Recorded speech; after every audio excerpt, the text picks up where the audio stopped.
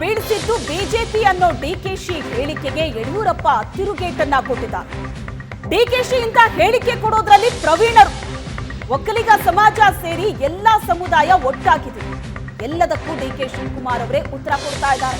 ಇದರಲ್ಲಿ ಸ್ವಾಮೀಜಿಗಳನ್ನ ಕೇಳೋದು ಏನಿದೆ ಅಂತ ಯಡಿಯೂರಪ್ಪ ಪ್ರಶ್ನೆ ಮಾಡಿದ್ದಾರೆ.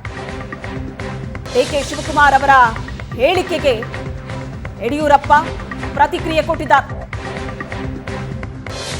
ಅವ್ರ ಮಾತು ಅದು ಬಿಟ್ಟು ಇನ್ನೇನು ಹೇಳಕ್ ಸಾಧ್ಯ ಇದೆ? ಈ ರೀತಿ ಹೇಳಿಕೆಯನ್ನು ಕೊಡೋದ್ರಿಂದ ಶಿವಕುಮಾರ್ ಏನು ಸಾಧನೆ ಮಾಡೋದಂತ ಆಗೋದಿಲ್ಲ.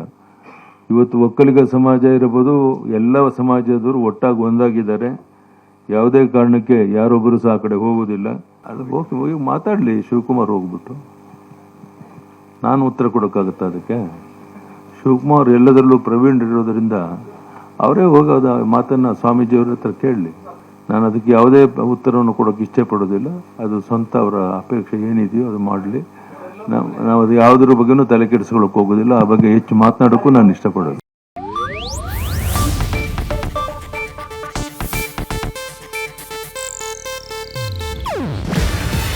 ಇದು ಏಷ್ಯಾನೆಟ್ ನ್ಯೂಸ್ ನೆಟ್ವರ್ಕ್ ಪ್ರಸ್ತುತಿ. ನೀವು ನೋಡ್ತಿದ್ದೀರಾ ಏಷ್ಯಾನೆಟ್ ಸುವರ್ಣ ನ್ಯೂಸ್.